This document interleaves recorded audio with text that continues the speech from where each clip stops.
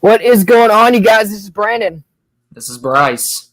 Welcome back to Comics Kings. Welcome back to the kingdom. Welcome if this is your first time. Make sure you guys hit the like button, subscribe. Just little things you can do to help us out here, keep us going. We have a lot of stuff coming for you guys. This Wednesday, we are going to be live with Jim Shooter. Last week, we had Leah Williams on the show for a fantastic conversation, which completely soared. So I'm very glad you had that experience. We're going to have Jim Shooter this Wednesday. Super excited for that. And then Stephen and I are going to be live for Crisis on Infinite Rants at 8 o'clock sharp. Other than that, you can find us doing archives. We did Eternals last week with the movie coming out. Came out a little bit later than I expected to do some technical difficulties. This week we're doing Heroes Reborn by Jason Aaron and McGinnis. So we're shooting that tonight. It'll be out Friday. Look for it about 1 o'clock Eastern time. Now, Jason Aaron's Heroes Reborn, that's the most recent series, right? Yes. Nice.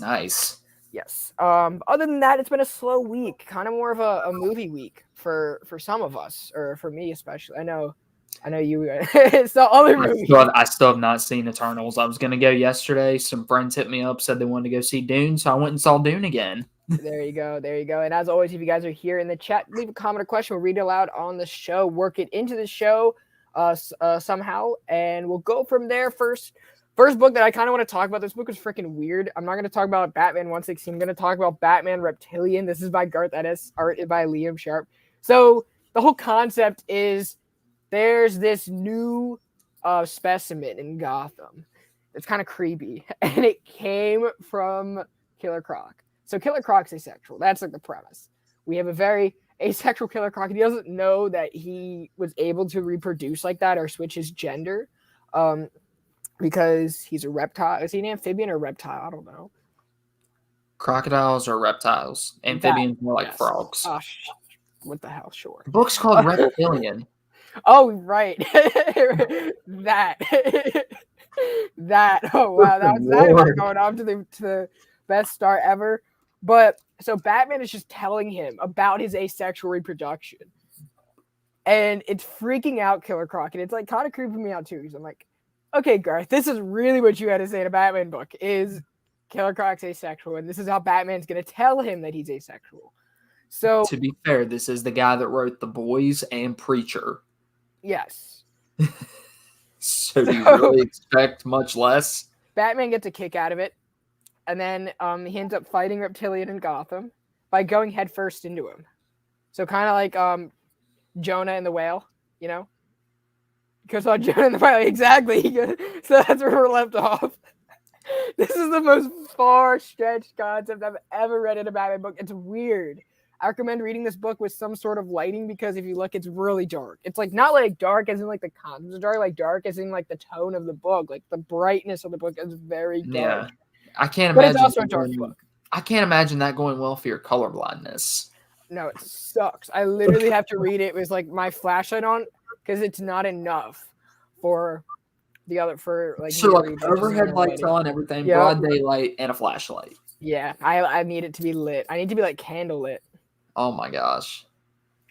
All right, well since you won't talk about it, I'll go ahead and talk about Batman 116 because I didn't have that many books this week, and this was one of them. Oh, yeah, I wonder who spoiled that for you. Someone spoiled it for you. Yeah. Okay. Story time. So we're figuring out the title for the show. We're doing logistics stuff. We do a few hours before the show every Monday. What's going on, JT? JT, my brother JT. Love seeing you here today, brother. Good win for your New England Patriots. Big job for the defense. JC Jackson to the house. But yeah, so I'm trying to help Brandon name the show, and as I'm doing that, I'm reading Batman 116. And so, you know, I've read comics long enough to know that in the penultimate issue of a story arc, the villain starts to near their end game. So yeah, Scarecrow nears his end game in this issue.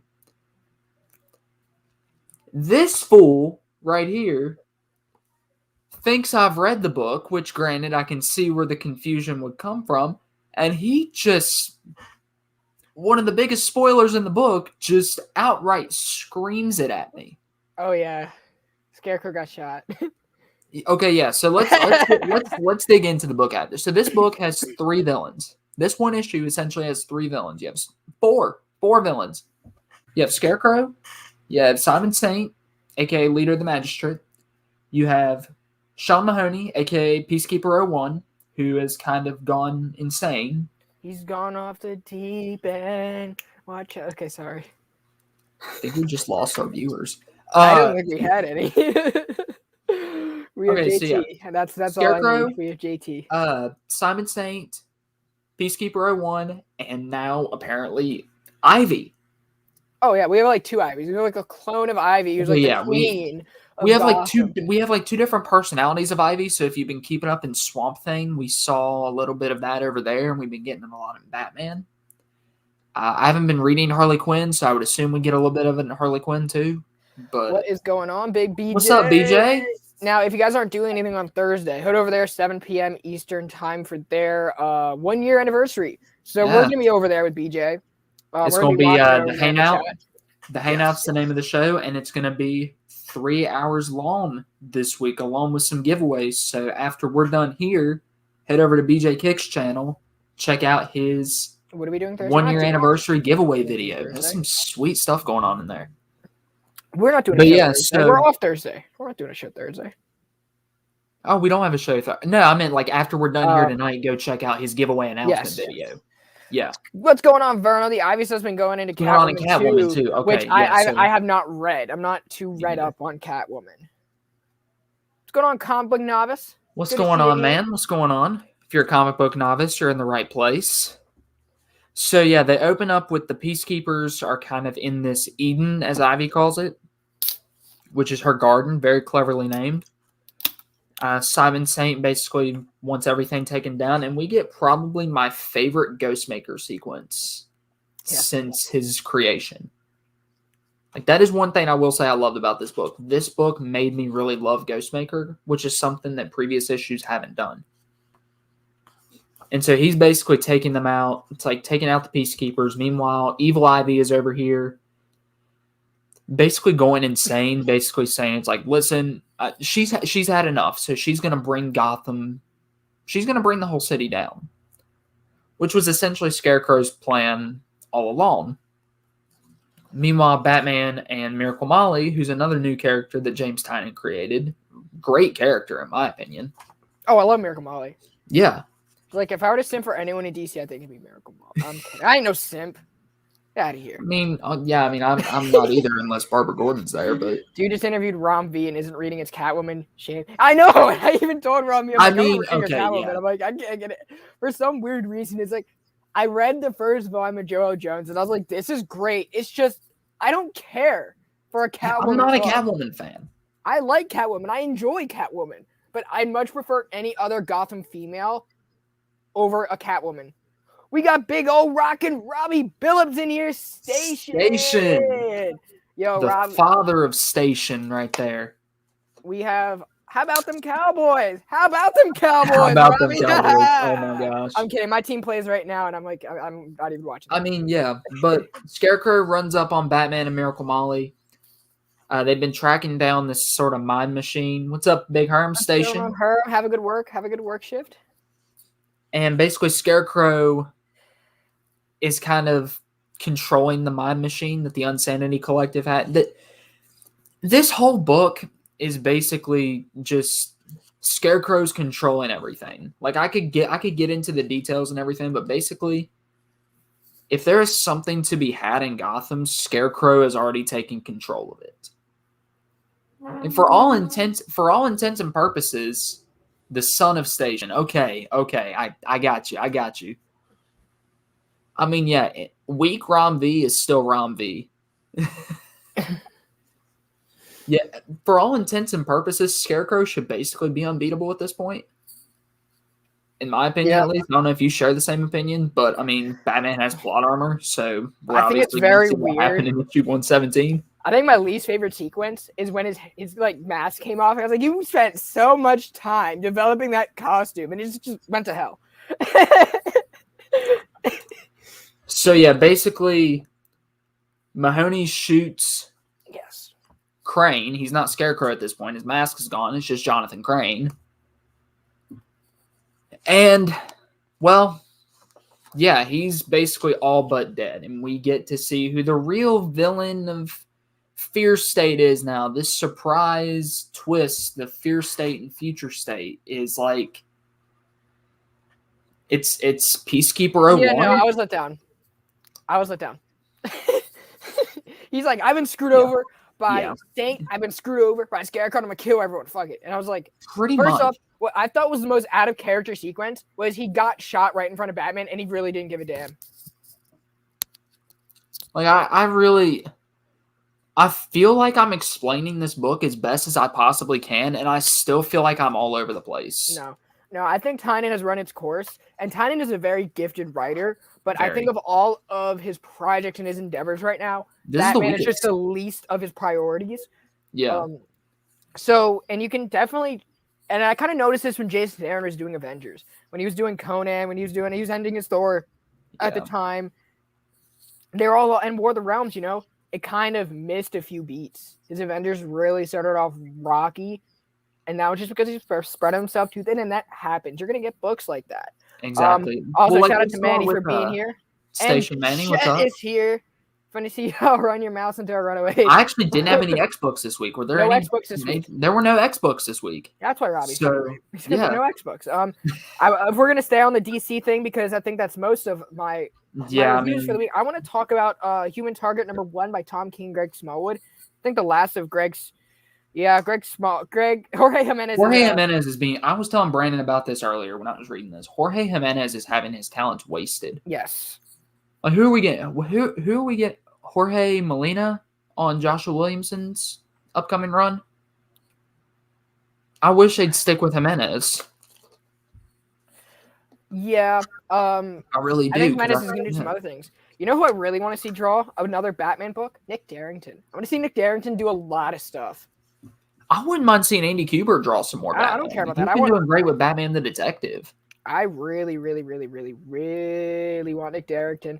If you looked at what he did with Batman Universe, he showed, okay, I just want to have fun drawing characters that I appreciate. Yeah. You know, and Nick Darrington is probably the biggest nerd. He's just going on a break. He's going on a break. But let's talk about Human Target #1. So usually with the Tom King books, I trade weight them. This one I decided not to. Mostly because I felt like this was more lean towards Mr. Miracle. Especially with the tone of the book when I opened it up. It's kind of written in the same prose, and it's playing off the Human Target, which his name is very self-explanatory. He is basically a cover guard for people like Lex Luthor who need that, you know, in case they ever die. And that was the biggest plot point in here.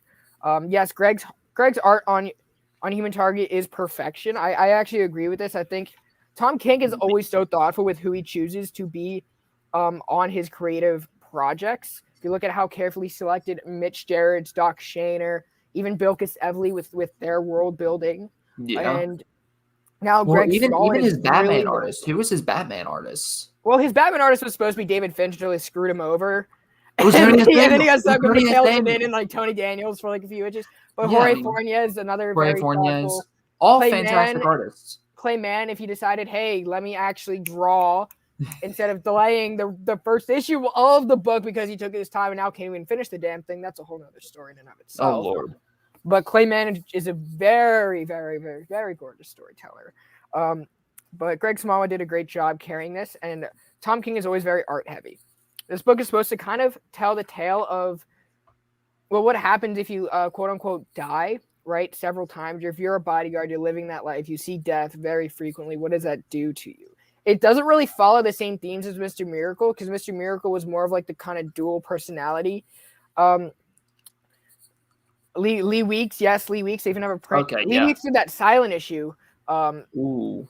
So this book is really playing off like that whole. There's a lot of themes kind of relating to Demon in a Bottle. And it's showing the struggle of, okay, this guy can't really afford, Human Target cannot really afford to not take this job from Lex Luthor. He ends up getting poisoned, and he has to do research into that poison. Of course, it's a Tom King book, so there has to be a Batman reference, but this is Tom King's way of saying, I'm done with Batman. Human Target's going to try to investigate his own right. So Tom King's books lately have been very heavy on investigation and kind of solving a mystery through telling a larger tale that relates to everyday life and everyday struggles that we kind of go through or we've seen people go through. And I think Tom King is very thoughtful in his word choice. There's not a whole lot to read. There's not like a whole lot of like words, but they're very powerful. They're very impactful to the story. And this is actually my runner-up for my pick of the week. I think Dark Knight was very solid, but I was very surprised with the way that this book went down and just what Tom King was able to pull, because I'm not too familiar with the Human Target. I was very familiar with the Justice League International reference in there, because this was the last time that Poison was seen, was in that Justice League International by DeMatteis, Giffen, Kevin Maguire. Yeah, back in the day, yeah.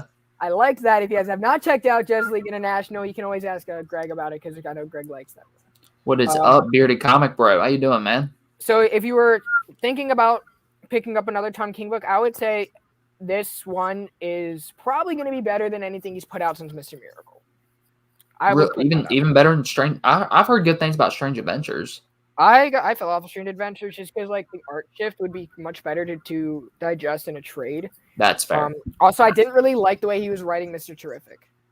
I just didn't think that it was very necessary. But what is going on, Fable? Station, my man. I like this book. Pick it up. The colors are great. Art's fantastic. And if you want a Tom King book that is very easy to jump on without any prior knowledge of the character, Human Target is probably much more welcoming than Strange Adventures is. Has a terrible ending. I've been hearing that. But, you know, I'm still going to give it a shot. But, yeah, Human Target seemed interesting. I don't know. I wasn't sure. See, with Rorschach, because here's the thing about Tom King books. If you're not a fan of what DC's doing with the Watchmen universe, you're not reading Rorschach. If you didn't like Tom King's Batman run, you're not reading Batcat. So that leaves you Strange Adventures and now Human Target and Supergirl. And I actually like this better than Supergirl, and I love Supergirl. So visually, this book it's right on par with Bill Cassavely's, I think. I'll definitely. How many issues is it? It's gonna be, I think 12, maybe 12, 10 or 12. Right, but I would really like to see what Tom King does with a 5-issue mini. I really want to see that. I really do. Me too. Okay, Robbie just confirmed 12 issues. I want to see how Tom King, because he has 7. He has 7 right now with Supergirl. I want to see what he can do in shorter issues, and I want to see Zdarsky kind of do the same thing as well. If you ever. Well, Zdarsky has a 7-issue mini right now with Justice League. I want to see if they can do 5. He kind of had a 7-issue mini with Spider-Man Life Story. It was 6 issues in an annual. Anyone remember Smallwood on Moon Knight run? Yeah, that was actually one of the. I haven't read that yet, but it's on my TV. It's on my TBR list. That was the first Moon Knight run I read. I then read. I went back to read Ellis, and then I read Bendis. I actually like the Bendis one better, just because I loved Maylee's art in it, and I just loved Moon Knight's interactions with the Avengers and him kind of being all Hollywood and shit. I really enjoyed it. I think that book is worth it, especially if you want to see how Moon Knight interacts with the modern world. Don't know how much I can say this here, but I really, yeah, I would love to. Nice. I'd love to interview Tom and kind of get his opinions or get his point of view on everything. I think that'd be great. But if you could return an email. But what else did you read? One thing I will say with Moon Knight, I don't know how much I can say this here, but I've heard the Warren Ellis stuff is solid too. So that's something I definitely want to check out.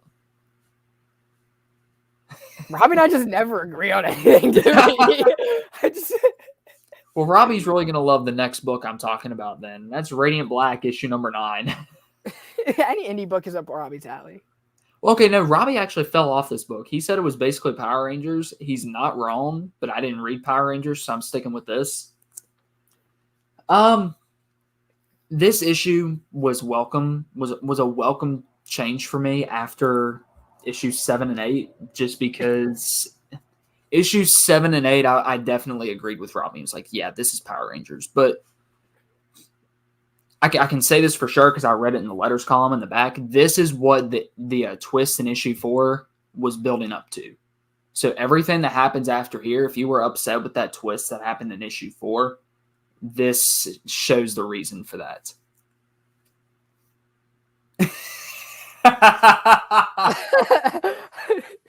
All right, for those of you who are new in the chat, it's a running joke with JT that I look like Jeff Lemire. Yeah, guys, Apparently, special guest appearance. Yeah, this is basically a time lapse issue. Marshall, who's the new Radiant Black, is basically going through his day, waking up, eating breakfast, the whole thing. And he's going and seeing Nathan in the hospital while trying to balance being a not so well received superhero and trying to fix that. His Dark Hawk looks really interesting. I actually just read the first issue on Unlimited, and it was dope. I'm gonna check that out in trade or on Unlimited for sure when it's all finished. I'm definitely gonna buy the trade. I think that's what I'm doing with a lot of their miniseries. I think the last one I picked up weekly was Curse Me Emily Blade. I'm doing it with Kazar. I'm doing it. I did it with the Iron Fist book. So, and that's just the way it is with those. Because the writers are gonna tell their story either way, and I think I want to put my money towards like more writers that kind of need that for their run, exactly. I don't want Captain Marvel to end. I'm loving that book. So. It's kind of a day in the life time lapse issue up until the end where it really takes a twist and Marshall decides he is going to do everything he can to actually save Nathan. So really looking forward to what's coming up in this book. It's kind of lulled the past few issues, but I really think it is going to start picking up pretty soon. Right. Another book I read was we actually read it last week, but now we can finally talk about it more in depth. That's Superman, Batman, Superman, The Authority. Yeah, Kazar was really trippy. I just think, again, it'll read better in a trade. I think that art is much better to look at, just turning the page and seeing it all in front of you. And to check out Kazar. This is by Philip Kennedy Johnson, heading the book. And this is see, I don't like this about DC. They just put they're so inconsistent when they put their credits. But it's by Trevor Hairsine. Another guy named Temple Smith, who I'm not too familiar with, Jonathan Glapion, who's also doing some Spawn, and Barreto. But that's what I got, because I don't know where they put their credits in this book. Not on the last page, and not somewhere in the middle. Yeah, exactly. Who cares? Now, who cares about continuity? Doesn't at this point. Everything's continuity.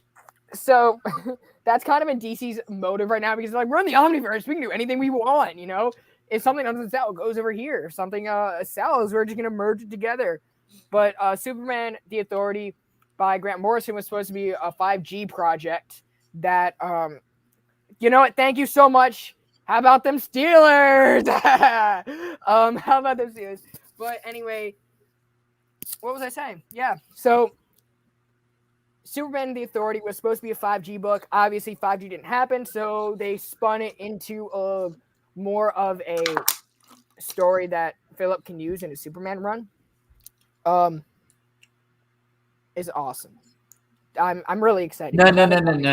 It's not awesome. You gotta go how Robbie does it. Awesome. It's awesome. It's awesome. So I know when Robbie says awesome, it just the Al Ghul's in a different dimension, which is the dark dimension. We're not done with that shit yet, and that's merging over. And Superman, which is from Earth 1, goes to the Authority, which was of course led by the older Superman, which had the reminiscent costume of Grant Morrison's New 52. But who cares, because they're merging with this Superman. Batman is there just, I guess, for commentary. Batman doesn't really serve a purpose other than trying to hype him up. It was the first meeting between Batman and Apollo. So Earth Prime Scrum.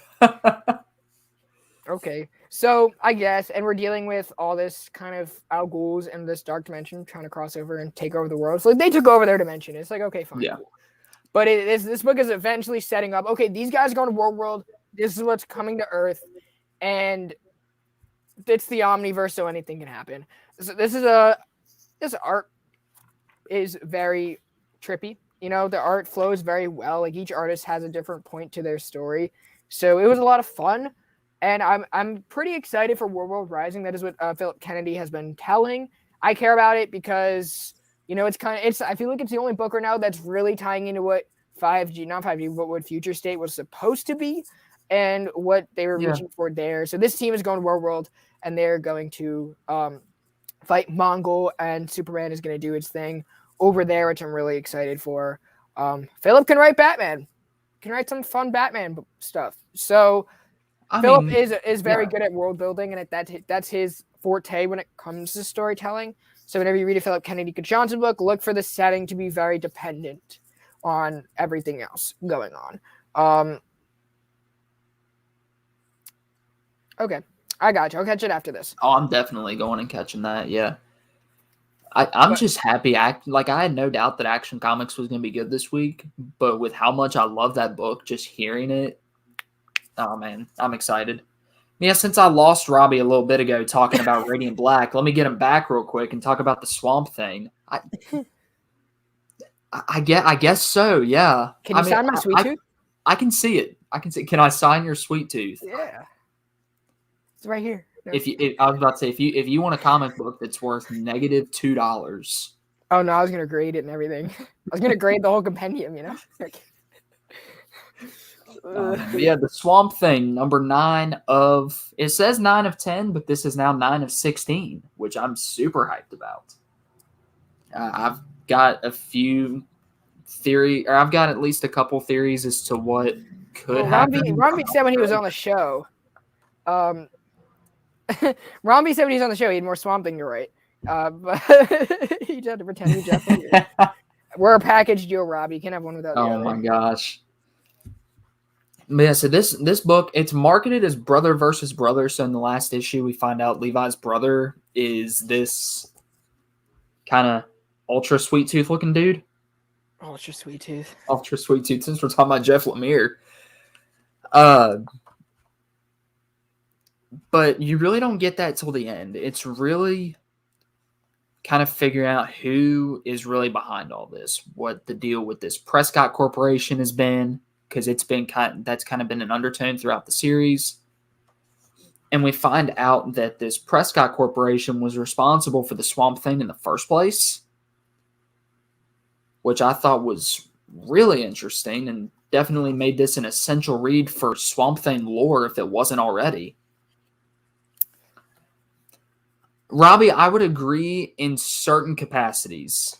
I love this book, and it's my favorite for many reasons. Just like Action Comics is my favorite for many reasons, Nightwing is my favorite for many reasons, and so on and so forth. But yeah, I would agree with you to a large extent. I would say Swamp Thing is like the biggest callback to saying, "Hey, we need Vertigo in our lives again." But yeah, basically.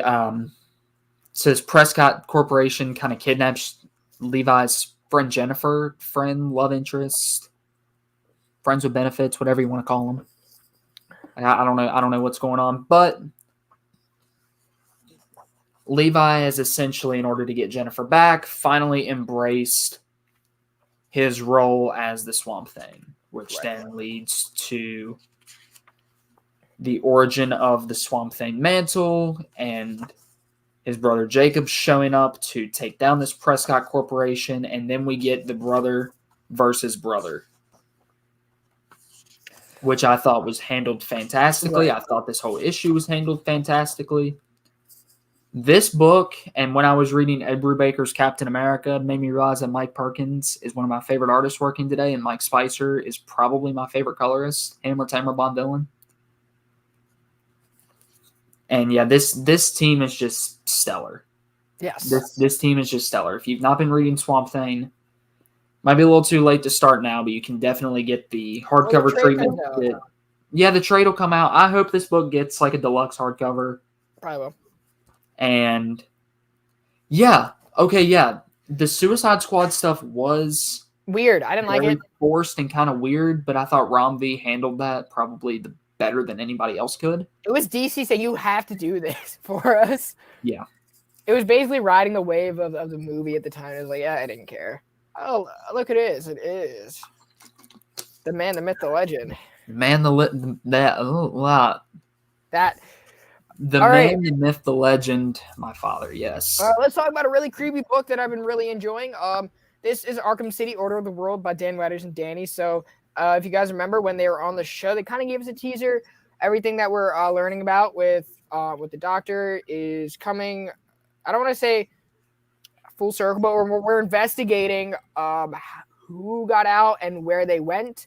And we learned that Azrael is the one who is hunting them down and kind of giving out justice, putting people back. It's great. especially because if you're looking for a Gotham character that we haven't seen in a while, Azrael's the perfect person to do this, especially in the way that Danny operates. I love how creepy her drawings are. Which I think that was like the first thing I said to her when she was on the show. Like, Danny, your drawings are creepy, and I love it. But this book is great. Yeah. This book was more dialogue heavy than the first issue was. But we're definitely setting up a lot, and we're using a lot of characters that actually need the Arkham treatment. So what Dan is doing in this book is he's really defining not what Arkham is now, but what he wants it to be through the lenses of these new characters that he's introducing, which is the Doctor. So I've been really enjoying this book. I think you will too. This is not a Batman book at all whatsoever. This is the furthest thing from a Batman book, but it's also still kind of tapping in to the mythos and what's going on following the events of shit that happened of Joker killing everyone. What? And on JT's comment is killing me right now. Okay, so JT, that is actually my father. Kind of supporting me, but also I feel like he's gonna start trolling any minute. I don't know. That's just his personality. So, boy, to answer your question, that's what you are. But yeah, this is a really fun book. I read all my weeklies like today. I was out all weekend. Same. Didn't really have much time. So this book was a lot of fun. I highly recommend you check it out. Issue 2, so if you want to go find issue 1, do it. I can't put this book enough, or if you want more, make sure him. If you want more, check out the interview that I did with Dan and Danny. Also, I know Robbie has had Dan on the show many times, so friend of the shows. So there's a lot of Dan Wouters to go around for everyone, and his amazing British accent. Yeah, this is a book I really loved issue 1. I didn't get issue 2 because after I saw Danny's artwork, because this is the first Dan Wouters, Danny each. Like I have never read a book that Danny's drawn. Read what? Coffin Bound. Coffin Bound? I'm going to. But after seeing Danny's artwork, I decided I only wanted to experience it for the first time in like an oversized format. So this will get it. Huh?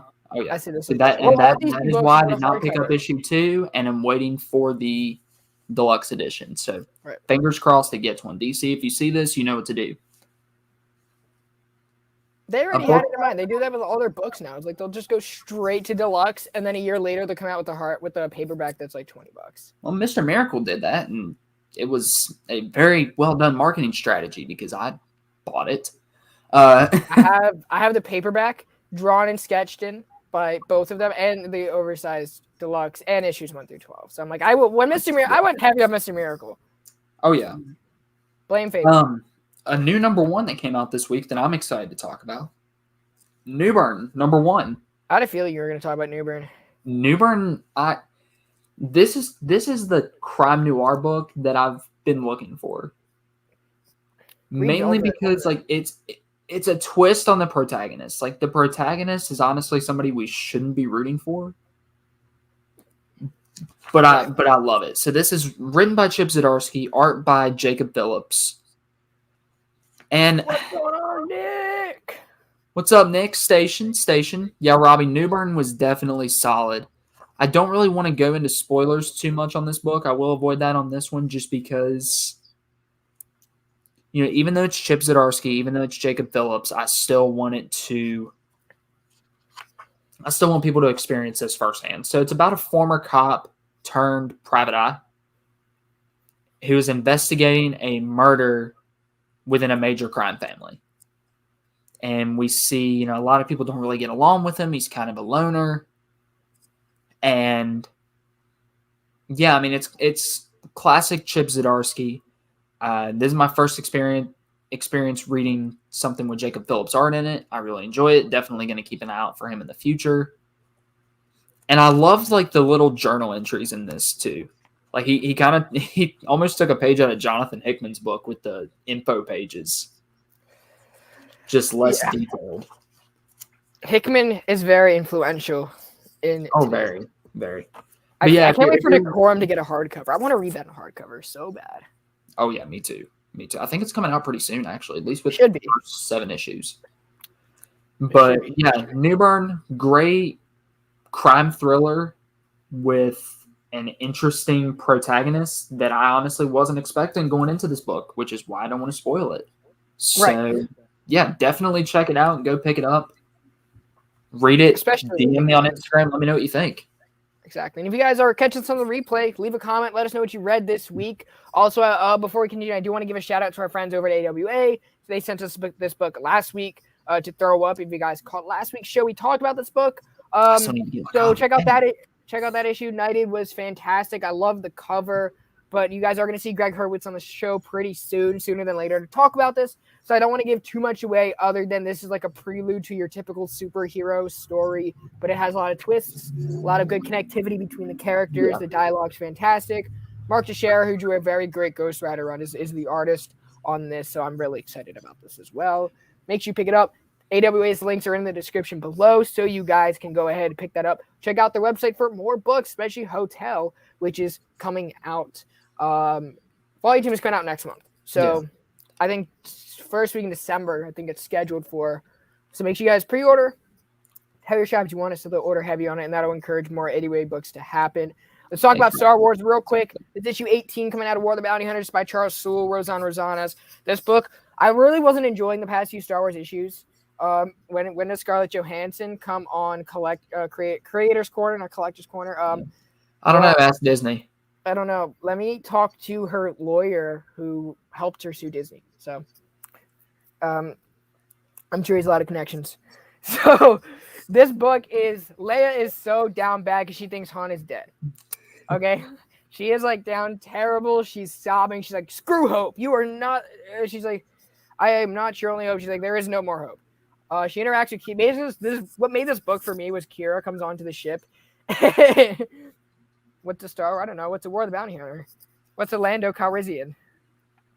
So Kira comes on the ship. Is basically Han Solo's. Like, she's not dead, or he's not dead. He just got taken to Jabba's palace, and she's like, "This is all part of my plan." So in the last issue, Leia found out that like her and Han had a thing. So Leia's like in like bitch mode, and it's great seeing the two of them interact. I got a big kick out of it. And Kira's telling her that this is all part of the plan. I wanted Han to end up in your guys' hands. I set this whole thing up. It just so happened that the Empire got there first and Jabba got there first. Like, Boku was one of mine, and it's basically unraveling everything that went behind Kira's mind that we saw, especially with the tie-ins. You know that Jabba already killed Boku, and Boku was like the only HUD I've ever seen with a six-pack, by the way, so I was a little sad about that. I was like, see, HUDs can work out and look fit. Jabba, take a lesson. But the best... Oh, my gosh. The best part was... Chet, may the Force be with you. May the Force be with you, Chet. Don't do that. I just love their interaction. That really highlighted the book for me. So seeing Kira, Amelia, who looks straight like Amelia Clark in this book, interacting with Leia, just two lovers of Han, which was really funny, and I got a kick out of it just seeing it. So if you're a fan of that, or you kind of like what they did with Solo, it's making Solo relevant, I guess, kind of blending the universes, which I'm okay with because it's not really doing anything that's harmful to the bigger picture. It's like a little fun story. If you want to read it, great. If not, at the end of the day, who cares? Because you know the outcome of the story. I'm just reading it because I'm a huge Star Wars fan. I don't talk about Star Wars enough. So when a book comes out that I'm like, okay, I enjoy this. I want to enjoy it for what it is. But at the end of the day, if you know what happens in between episodes like 3 and 4, or like I would even go as far to say Rebels, an episode. Yeah. Like 4. Or no, episode 6. Sorry, episode 6. If you know what happens in between 5 and 6, I don't know where my mind is today. Wow, my mind is like everywhere today, and you were going along with it too, Bryce. So no, I mean, Chet's comment. So yeah, who cares? Who cares? It was fun. Station. Chet, I'm sorry, I just cursed at you. Apparently, but may the Force be with you. That. Do you want to talk about Dark Knight of Steel? Do you want to get into that? I actually have one more indie book I'd like to talk about real quick before we get into Firepower? It is Firepower. It is Firepower. I love this book so much. Robert Kirkman doing the writing, Chris Samney doing the art. This is basically just like a high octane action book. So in the last issue, we see this Master Shaw or whatever finally, like, that prophecy is finally coming into fruition, but it's not what we thought it was. And so basically he's working with Serpent's Omen, and this is basically the battle which leads into the fallout of everything going on there. Very action heavy, and we find out that Owen isn't all that he thinks he is. And so at the end of this book, it's basically what this book has been for a while, along with a high-octane action book, which is a family story, which is something that Robert Kirkman loves to do and frankly does very well. Right. So at the end of this issue, basically we have Owen, his wife, and his kids against the world. And I'm super excited. They've teased that issue 18 is going to be their most impactful issue yet. Yeah, it's weird reading a Kirkman book that doesn't have a lot of like talking heads. Like Invincible is my favorite comic series of all time, and for a superhero book, they spend a lot of time just standing around talking. Right. This book is not like that at all. I would argue that if Robert Kirkman wasn't as big of a name as he is, that Chris Samney should get first credit on this book. But yeah, it's fantastic. If you've not been reading Firepower, go pick up the Prelude trade. Go pick up all the trades and catch up on this book. What's going on, Melvin? What's going on, Nicholas? Good to see you guys here. We got 52 in here. What's going on? Got a lot of people pouring in. Thank you guys so much for stopping by. If you missed the past 42 minutes, make sure you guys go check the rewind. I've been enjoying Firepower. A few issues behind. I think I'm like 4. Oh, well, sorry for the spoilers then. No, it's okay because I forget about them by the time I'll sit down to do the trade.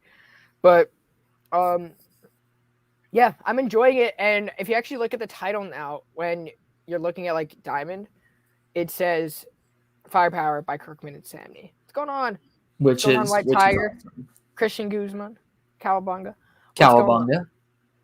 But yeah, it's one of my favorite Kirkman books, but I don't see anything topping Invincible anytime soon. I do want to touch on Amazing Fantasy. Came out this week. I almost forgot it did. This is by Kari Andrews. That's why it's not here because I forgot it came out. So this issue had a lot of action. You got a lot of fun Spider-Man moments with him and Uncle Ben. Angry Storm is like trying to take over, and you're getting like a lot of tension, a lot of separation between the three. They're kind of, I don't want to say they're like confused, but like they're also trying to adapt to this world and defend it at the same time. It's fun. The art is great. Kari Andrews is writing and drawing it, so the story is simpler in the way that it's formatted, just because he is writing and drawing it.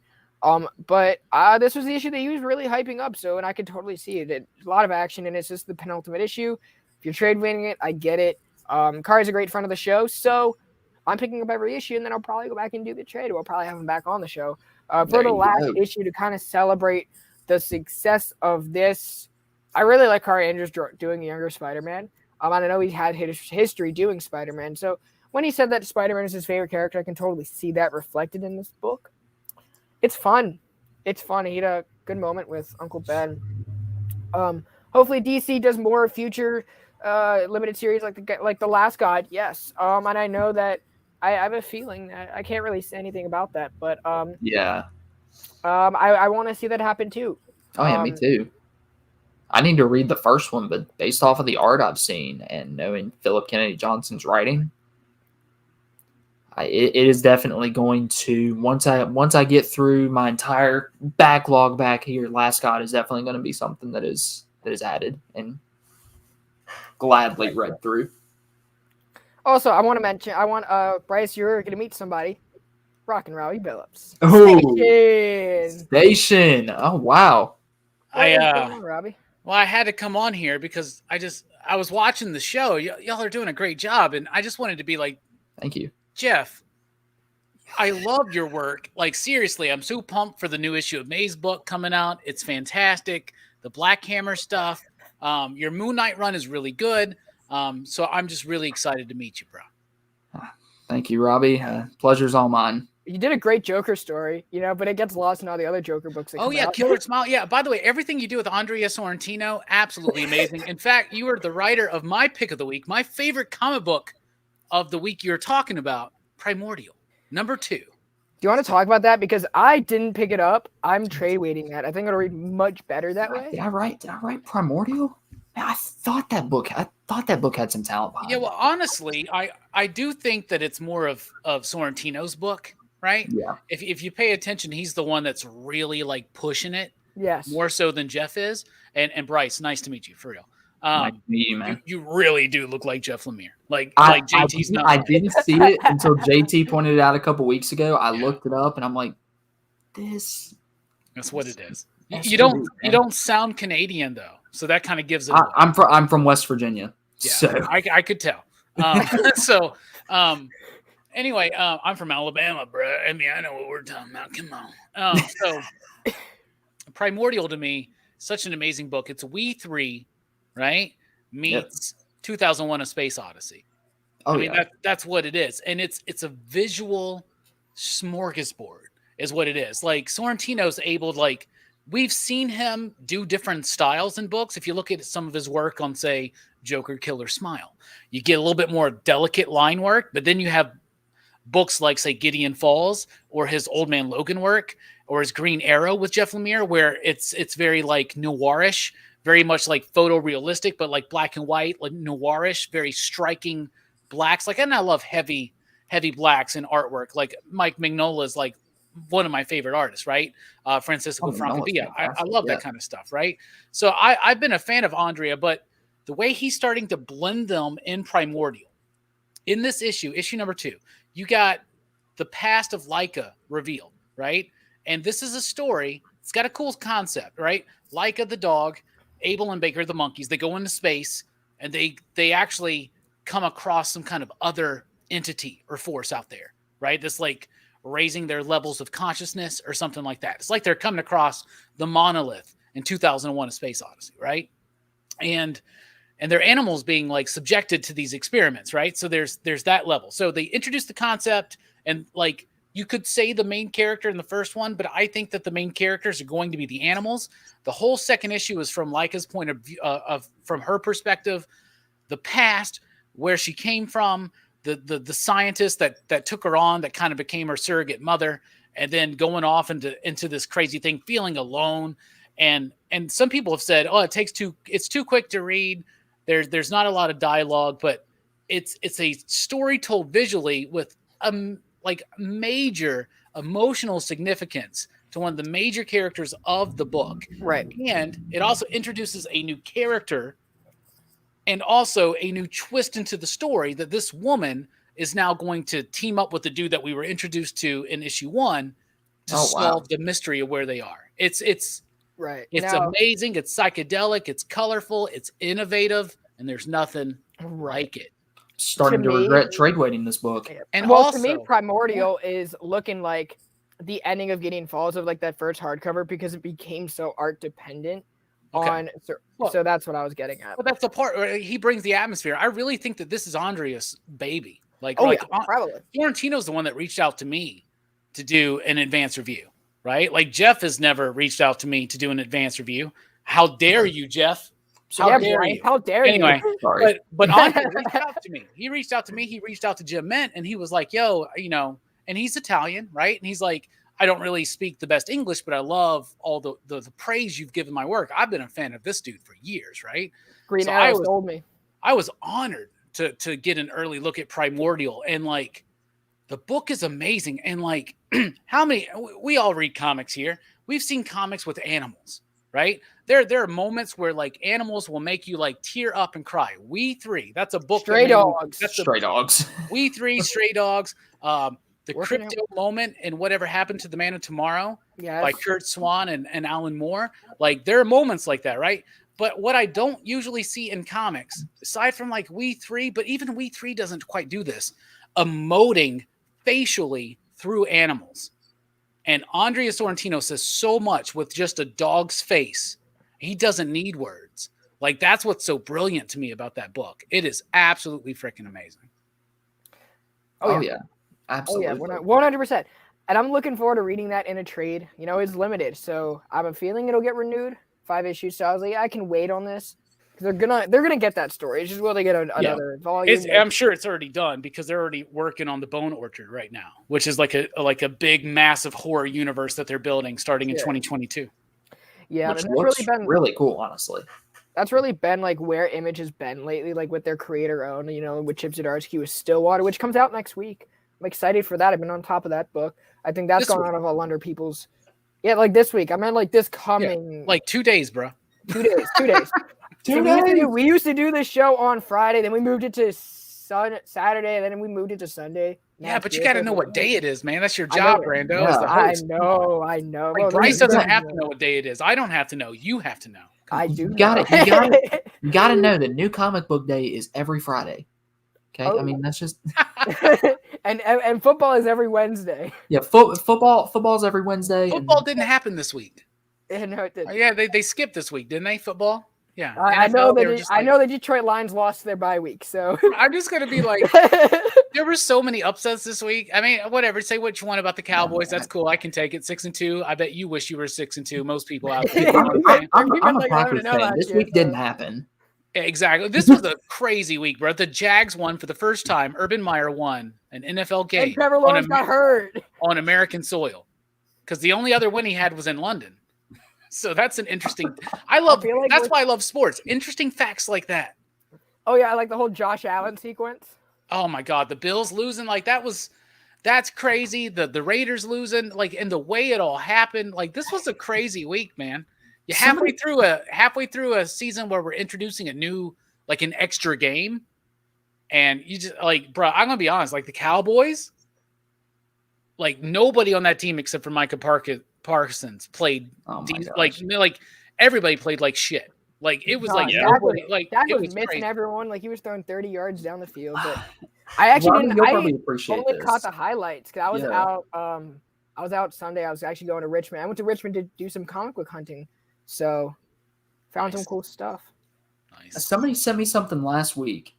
Robbie, you talk about like interesting facts and stats. Somebody sent me something last week that I forget which team it was and to who it was, but there was a touchdown pass thrown for the first time in NFL history from a quarterback of one last name that matched the first name of the receiver. And like, who are the people there are people that get paid to like do this stuff? I want to be that guy. I can do that. You must be high as shit when you're doing that. I can be the Schwab. No, you can't be high for that, man. Unless it focuses you in. Maybe cocaine or something. I don't know. I'm ADHD, so like everything focuses me in. That's not like a hyperfixation. Like, did you know? Like, no. Why would anybody know? I know that? Nick's down bad. He's a Buffaloes fan. I know. That's what I'm saying. I really think the Super Bowl this year is going to be the Bills and Cowboys. I think we're really into 90s nostalgia these days, so that's perfect, right? Right. That would be perfect. If Aaron Rodgers can get past his vaccine thing, I think the Packers could at least have a chance of choking the NFC Championship again. Like, does Aaron Rodgers not have anybody near him to just be like, bro, just be quiet for a second? Jordan Love said, I'm getting the start this week, but he didn't do a good job. But let's talk about the last book we have. This by Tom Taylor and Yasmin Pucci. Dark Knights of Steel. If I mispronounced that last name, then I'm so sorry. I think I said it right. Yasmin Pucci? So this is like, I love when Tom Taylor writes in these Elseworld stories because it makes me think of, this is exactly why Tom Taylor will not want the reins that like Josh Williamson has or that Scott Snyder and Jeff Johns had previously before him. Just because of how much editorial would have to say. If this book, if Tom Taylor used these same concepts, and like, let's say if he did write a Justice League book, none of this wouldn't happen. Nothing in this book would ever cross any sort of red tape at DC Comics. Nope. So we're starting with the origin of Superman, which we all know, but this time it wasn't the baby that got put in the rocket ship. It was the husband and the wife who was pregnant, but ends up giving birth like as soon as they land. It was kind of weird. But this is like a lot of Game of Thrones type shit. I feel like Conan would have a blast in this book if they wanted to bring him back like they did with the Gail Simone thing. Gail Simone did write that, right? The Wonder Woman Conan. Yeah. I don't know. I never read that, man. I mean, yeah. Very Game of Thrones, very, I don't know. So it's high fantasy. It's high fantasy. It's high fantasy. It's high fantasy. Obviously, there's some Middle Earth influences in here somewhere. there's some Game of Thrones. I mean, I guess we say Game of Thrones nowadays because that's the easiest comparison, right? But to me, it feels a little bit Or The more. Last Kingdom.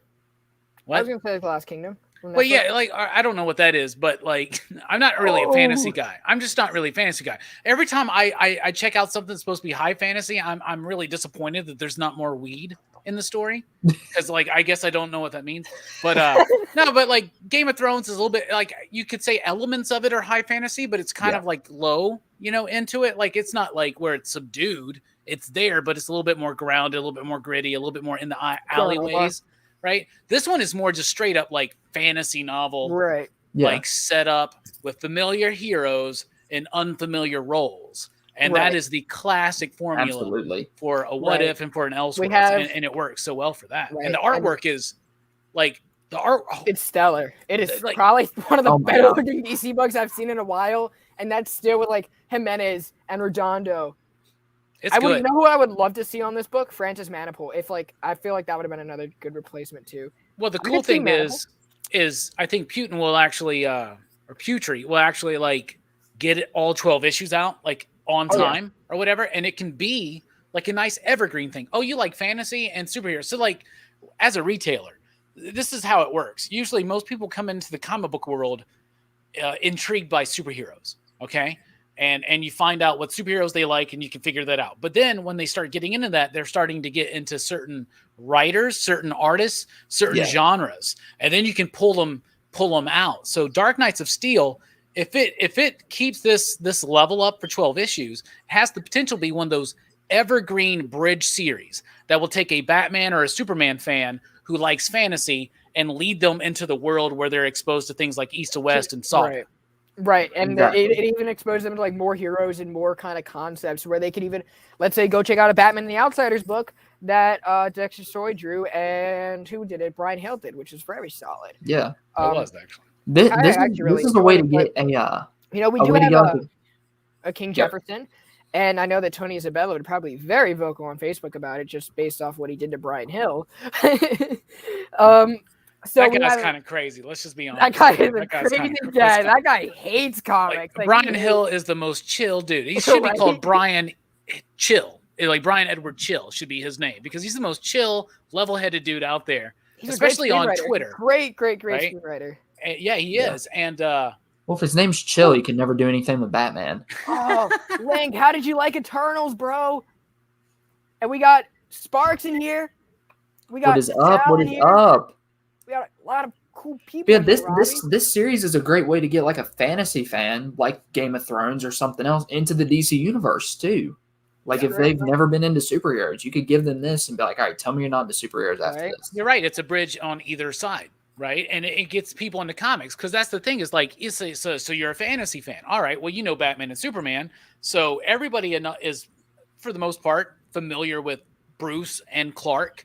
And say like, oh, you really like Game of Thrones, you really like Lord of the Rings, you really like this kind of stuff, you really like this like medieval swords and sorcery, high fantasy type jam. Wheel of Time's coming out soon, right? And you lead them into this, and it expands it out where they could then go. If you're just bringing them in that way, you could go into Saga. You could go into, oh, you like the Batman in this book? Well, you know, the Batman you're more familiar with, read Year One, Long Halloween, Dark Victory. Then you start just do, and then now they're hooked. They're hooked in. Oh yeah. You know? This is a great book for that. It's a great bridge in all kinds of ways with the way it works. It'll be interesting to see. I don't know how much spoilers you guys do here, but the reveal. You don't watch the show then. We do full spoilers for most books. Okay, well, I know earlier you didn't want to spoil Newburn too much. Where that's an indie book with. We want people to go support indies. Well, I'll just say the twist. So you don't really care. The twist at the end here is something that I would like to see how they explore that. But that is the most Game of Thrones bit to me. Like that is lifted straight from Game of Thrones. The bastard child thing, like John, like they made Bruce Wayne Jon Snow, is what they basically did. I mean, and it fits, you know. Jon Snow is that guy that every time you watch him in Game of Thrones, it looked like he was on the verge of tears. Is he like that in Eternals? Is Dane Whitman always about to cry? Dane Whitman he was kind of like, I don't say he was like down bad the whole movie, but he was basically like what the fuck is like? She's just gone. I'm Every just, 2 I'm seconds just kind saying, of thing. It's like, Jon Snow looks the way Tears for Fears sounds, where it sounds like they're about to just break into an emotional, like just I unrelenting, actually like really enjoyed fury. Kit Harington. I actually really enjoyed Kit Harington in what came out in Eternals. I think his role was very like low key. He didn't take away anything from the movie, but it was also like I kind of feel bad that your girlfriend's just gone every 2 seconds. He's a variant Loki? No, I didn't say that. No, I heard you say that. You said Loki. You said Loki. I said he played a very low key role. Loki. Like he played like, Loki, and he played Loki. Oh yeah, that. Yeah. I'm excited to check it out. I Dude, watched it's Kane in there. I watched Dune this weekend. So did I'm a little bit behind. I watched Dune instead of Eternals, so I'll watch Eternals this weekend. But Dune was awesome. Like Dune blew me the F away, man. I was blown away. I don't know what we're allowed the fuck to say here, but like it blew me the hell away. So yeah, no, we're allowed to. So Robbie, so what we do on the show is we take the book, we deep dive into it. We is this Comics with Bueller? Did I click the wrong link? Where am I? No, see, we read comics. Bueller has other people who do read comics on this show. Bueller builds buses, man. That's more than me and you do in a day. Exactly. We build Comics Kings Corvettes. Oh yeah, right. I want to see it. Oh my I want to God. see it, bro. You can't just go up to some random Corvette either and slap a Comics Kings sticker on it and take a picture real quick before you get found out. No, I'd customize it. It had like our little texture, like from everything. Oh Lord. I think if I had a Comics Kings Corvette, I think I would be pulled over almost every night drive because the car would just stand out to the cops. I don't know. The insurance would be very heavy. The insurance would be very heavy, but I think it would be not a good thing. But I really enjoyed Dune. I thought Dune was a great series. This is my first introduction to Dune.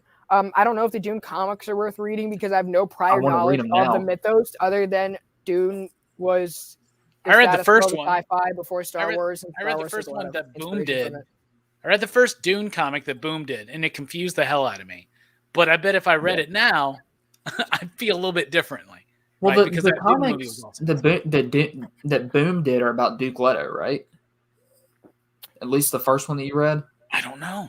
Okay, that's. I read the House Atreides #1. I had no idea what the hell was going on, and I've watched the David Lynch film, but I haven't seen it since middle school. And for me, that's like, that's like 25 years ago. Anyway. Denis Villeneuve was definitely the best person to make this movie, though. Like, if you. Which, Robbie, I know you're a big movie guy. Brandon's not, but I like movies. I just don't know kind of anything about it. Oh, don't worry. We're bringing Brandon onto the horror show at some point, and we've already picked out the movie. We've already picked out the movie. It's gonna really fuck him up, man. No, you know what's funny is I came on. We were talking about horror movies, and Robbie's like, or no, who asked me? It was Manny who asked me. Brandon, so what movies do you like? I was like, well, horror movies. I'm like, Jaws and Alien. And Robbie's like, so what other ones? I'm like, those are the only two I saw. Yeah, you could literally Google the best horror movies ever, and those are going to be the first two that you see in Google. Will be Alien and Jaws, but we're gonna get we got the movie picked out for you, brother. Brandon, we're just waiting until it's actually available easily for you to check out because it's rather expensive right now and out of print. I will give you, if you like Alien and you like Jaws and things like that, I will give you a recommendation right now, and people can back me up or tell me I'm an idiot. Signs. You don't like Signs, Robbie? No, I don't. But that's no. I take UFOs fair. And aliens very seriously. So Chet says, last week he read Nightwing 78 through 85. He enjoyed it. I'm so glad you didn't read anything before that. I'm glad I had the instinct to pick it up with it. Oh yeah, because without any suggestion. Because Bryce and I didn't like put our friendships on the line for you to read it or anything like that. But it's okay. For somebody that likes Alien and Jaws, the next movie I would recommend Brandon to check out would be Poltergeist. That's a very like my family just going bonkers over the Steeler game. That's a very Poltergeist is a very popcorn, typical Spielberg type movie, but at the same time has got the core of a true horror film because of Tobe Hooper's involvement. So Poltergeist is a really good one to check out on your own, Brandon. I'm excited for West Side Story that Spielberg is doing. I like Shakespeare. Y'all don't know that about me. I like Shakespeare.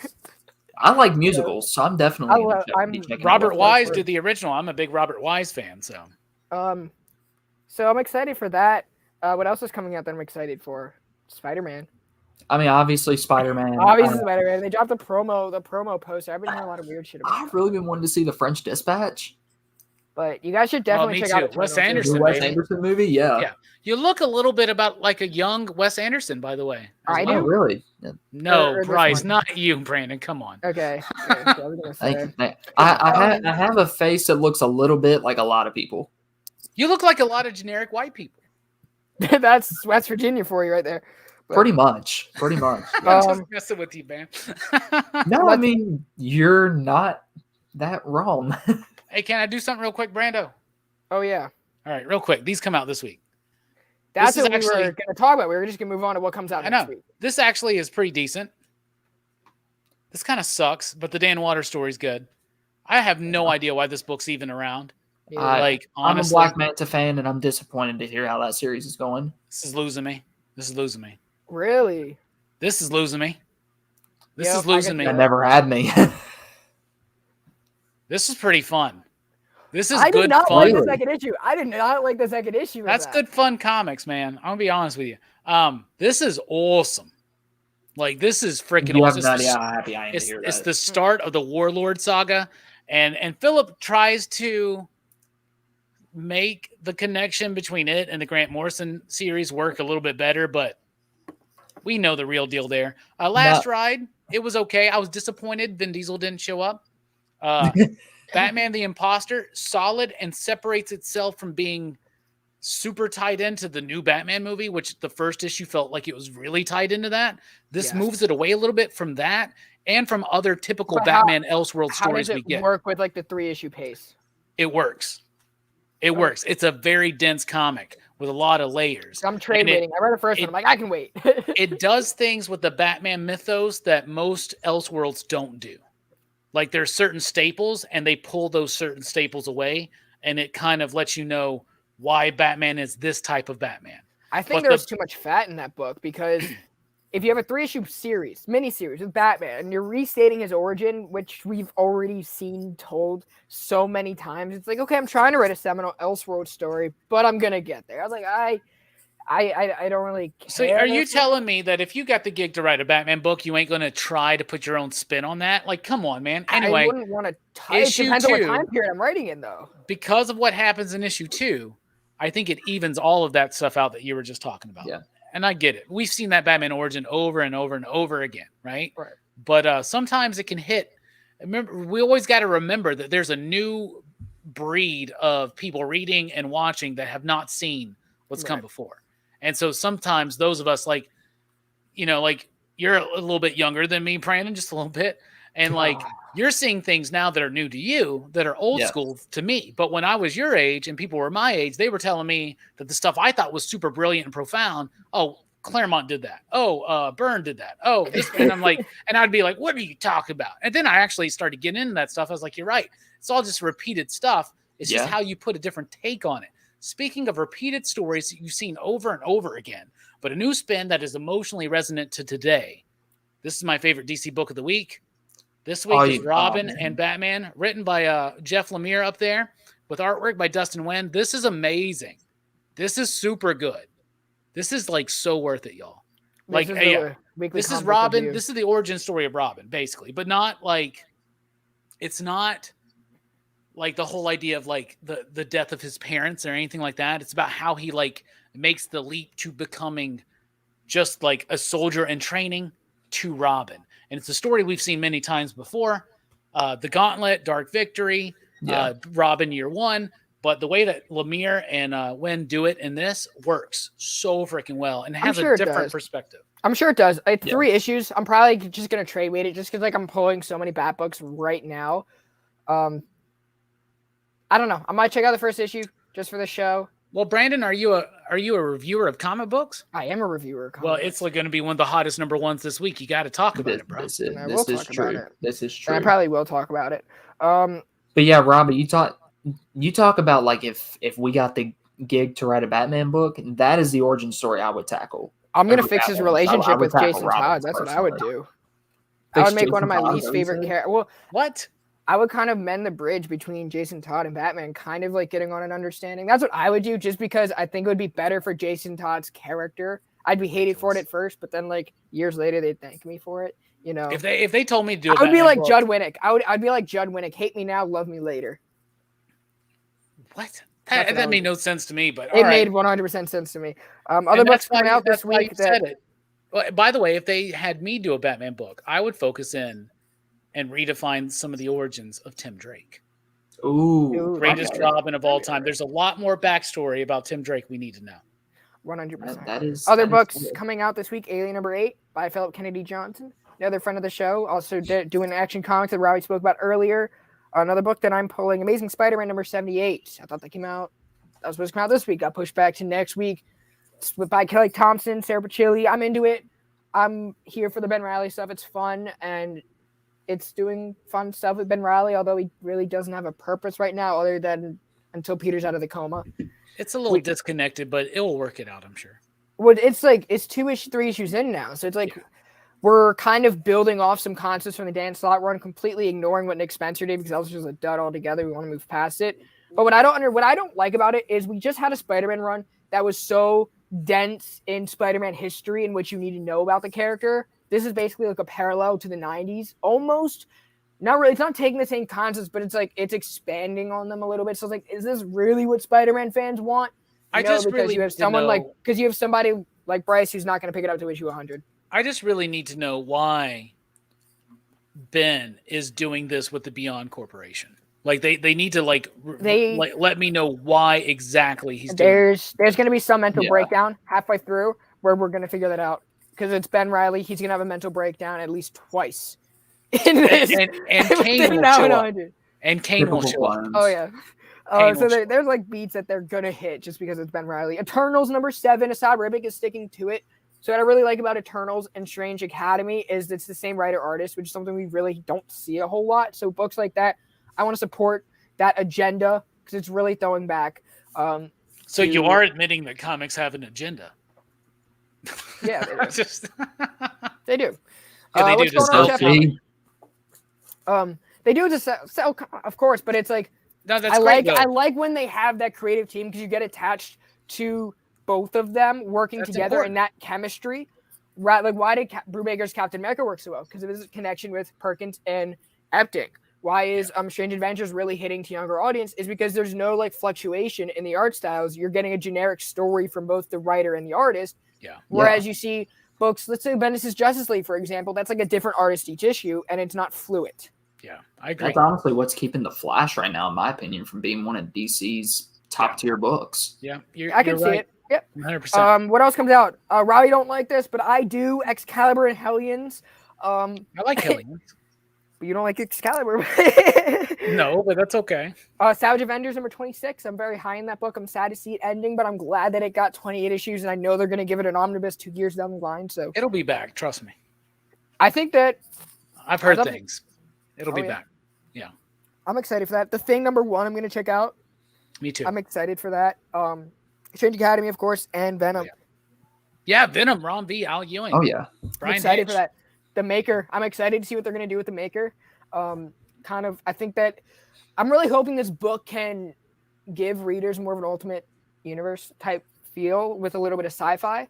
I think that's what Al Ewing has been pushing in Marvel for the past few years. If you actually look at his Ultimates and you look at some of the high sci-fi concepts, he's like, this would be great if we kind of did like a Mark Millar, Brian Hitch renovation of everything and using characters like the Maker. And Al Ewing's just very great at using topics that like we would think of and like no one have the balls to do, but Al Ewing's like, we're doing it.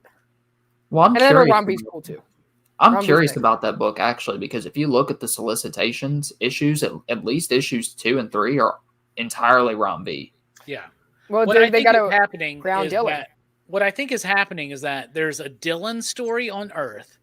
And then there's an Eddie story. Eddie story in space. I think Eddie's story is by Al, and I think that Dylan's story is by Rom. Yep, that's what Rom said when he was here. Okay. And that's but is that just going to come later down the line, or like? Yeah, probably. They're going to merge. So they're writing 2 different stories, but they're going to meet and greet at one point, and then it's going to be a fluent tale from there. So I guess it's like, because here's the thing: Donny Cates originally picked Rom V to take over Venom. Rom V like said back, okay, I don't really know much of the history of Venom like that. I'm more of a Vertigo guy. So Al Ewing, exactly, should have called. Rom should have called me, man. Why is Al got to be? Al's busy. You know, Rom, in the future, if you're watching, like, I've read every Venom comic that's ever been. Right. I'm a huge fan of the character. I can help you out. Just give me a holler, man. Oh my you gosh. got my email, man. Come on, it's all good. Exactly. You can hit it. You can hit up Bryce and I too. You know, you don't call me. This is going to be my first Venom comic that I've ever read. Okay, then you can hit up. You can hit up me and Robbie, and we'll tell you so. Venom story. So I guess Eddie's more of a fresher character for Rom to get his hands dirty with and expand. So I'm excited for it. I really am. I think it's. Yeah, me too. I think what Donnie does great. He's able to know when I'm ending something and what I can leave writers to pick up on it. If you look at the way that like him and Jason Aaron kind of flowed Thor from one to the other, and the way that kind of Donnie has left Guardians for Al Ewing to pick up. Well, one of the rules, and they've been doing this for years and years, decades, is when you get to play with the toys in the toy box, but then you got to put them back for the next person. But not all writers do that. But no, but not all writers do that, but the good writers do it, and great writers do it, but they put them back a little bit different, where you go back and you go, oh, they customized this Venom action figure. Now I got a new story to tell. Mark Waid with Dr. Shane. Made it to where the green stuff that comes out of Venom's mouth is secretion. Yes. What else is coming people out? Who changed to my Venom figure. Oh, I've got an idea. Is anything cool coming out from Image? Sure. Homesick Pilots Volume 2, pick it up. Yeah. Dan Waters.